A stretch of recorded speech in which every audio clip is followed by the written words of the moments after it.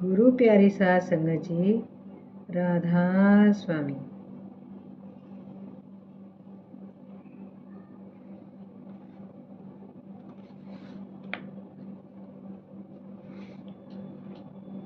बाबा जी महाराज सत्संग के लिए धालीवाल, बंडाल और काले कई बार जाते थे।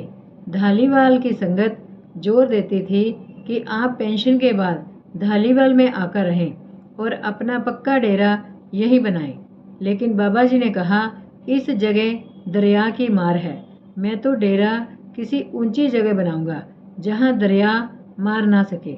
धालीवाल गांव को बाद में दरिया से काफ़ी नुकसान हुआ और उसका बहुत सा हिस्सा पानी में चला गया।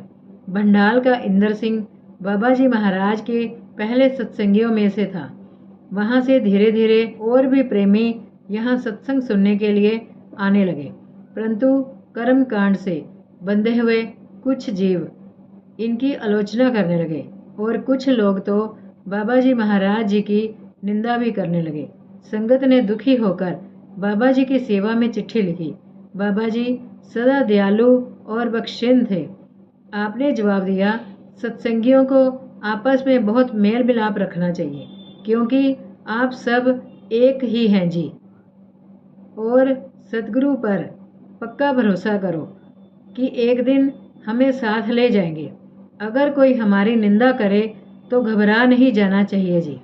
संतों की मौज होती है कि जिनको उन्होंने भजन दिया है उनका तो वे उद्धार कर चुके हैं।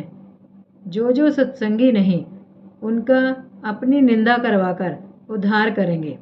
दूसरा और कोई उपाय नहीं है। इस तरह जो भजन के बिना है वे तरेंगे।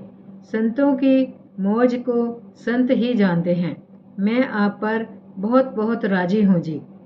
कई बार बाबा जी अपने सत्संगियों को पहले से ही बता देते थे कि कर्मों की वजह से तुम पर तकलीफ आने वाली है, परंतु थोड़े दिन के बुखार में बख्श दी जाएगी।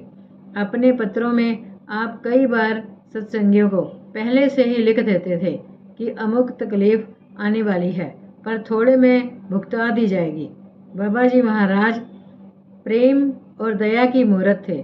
आपकी दया मेहर की कई साखियाँ आपके सत्संगी सुनाया करते थे।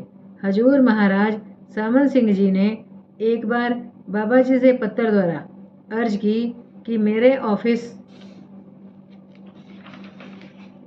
में एक शख्स काम करता है जो नाम का बड़ा ख्वाहिशमंद है। आपने ये भी लिखा कि वह बाबा जी को पूर्ण पुरुष मानता है और चाहता है कि इसी जन्म में उसे नाम मिल जाए। बाबा जी महाराज ने बड़े स्पष्ट शब्दों में जवाब लिखा, जिस दिन से हरि राम हम पर पक्की प्रतीति कर चुका है, उसी दिन से उसके दिन रात लेखे में है। उसको नामदान की दया मेहर दृष्टि द्वारा पहुँचेगी। अब अगर उसकी देह छूट भी जाए तो फिर से मनुष्य देह मिलेगी, 84 में नहीं जाएगा।